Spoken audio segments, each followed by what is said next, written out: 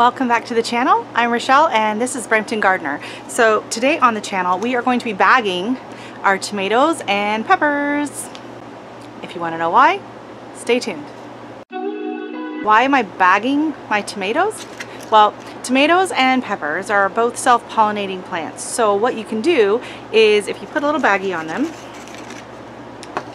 like this, before the flowers open and you stick the bag on it, then when the flowers open, give a little shake, shake, shake, or let the wind do that for you, and they'll pollinate, and then you will know for sure that you are staying true to that variety of tomato. So you're not going to be getting any cross-pollination in those tomatoes. Now, tomatoes and peppers are, like I said, are self-pollinating, and so they're less likely to cross-pollinate with other plants. So especially if you have them spaced out a bit, you probably don't have to worry about it, especially if you're just saving it for yourself. But if you're going to be doing any seed swaps, or you want to sell your seeds, or you just want to make sure that you are getting the exact same seed again next year, provided you're using heirloom seeds, then bagging it is the one way you can be 100% certain that you are going to be getting the exact same plant next year.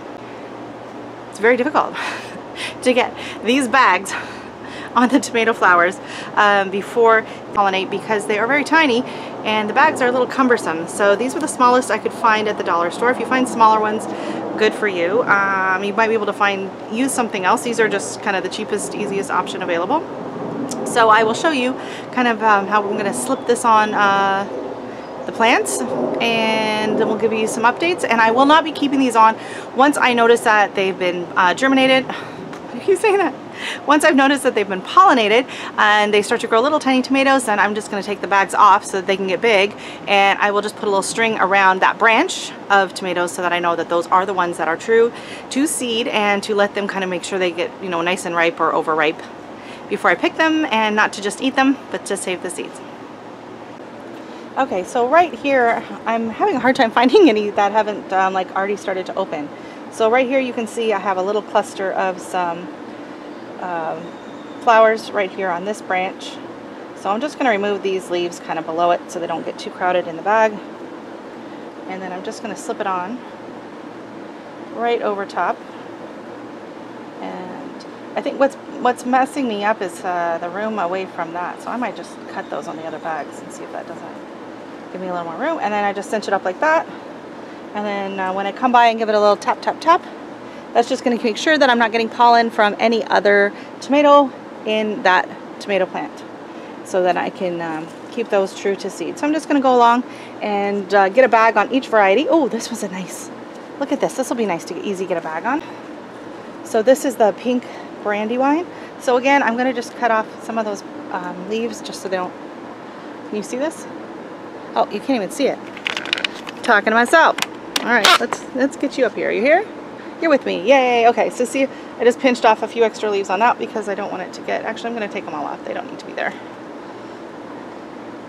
And you know what? I'm going to try, I'm just going to cut the organza. Hold on.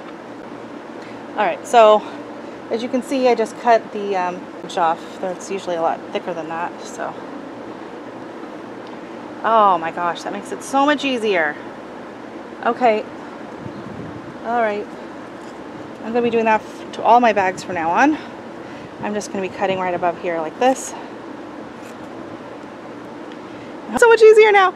Yay! Okay, so I've gotten one on my, oh my god, what plant is this even going to? Okay, this is my, oh, is this a mortgage lifter? I don't know where. I gotta follow it. Nope. Nope. Okay, good. So this is my, oh yeah, I can tell by the leaves. This is the pink brandywine. Okay, and then the next two over I have a mortgage lifters is this one. Oh, so I got a bag on that, so we're good. I'll lower you back down so you can see where we're at. So mortgage lifters got one too. Actually, I'm just gonna grab you.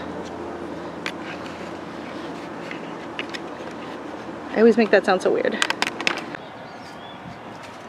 All right, so here we go. I got one of every variety with a little baggie on them. They look kind of silly, but it should do the trick.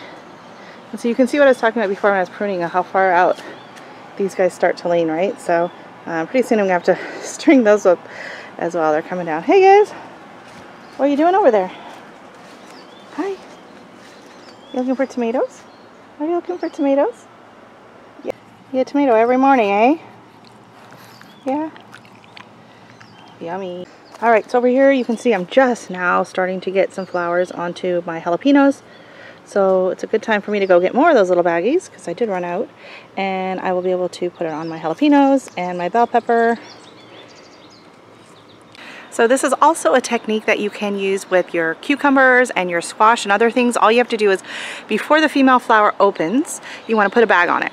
And then as soon as it starts to open and you have a male flower, take the baggie off, stick the male flower in the female flower, stick the bag back on, and then wait until that germinates. I mean, I keep saying germinates.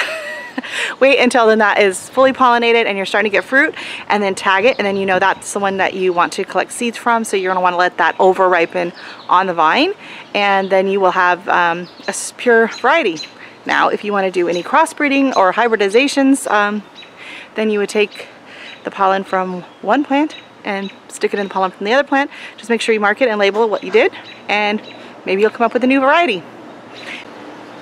So I got everything bagged. I'm going to show you that in a minute, but I just want to remind you to make sure that you like the video and subscribe so that you don't miss any notifications of upcoming videos, and you want to check out how these are growing. So here we got the little bags on. These are the pink brandywines. Then we have mortgage lifters. Then I have my castafuto.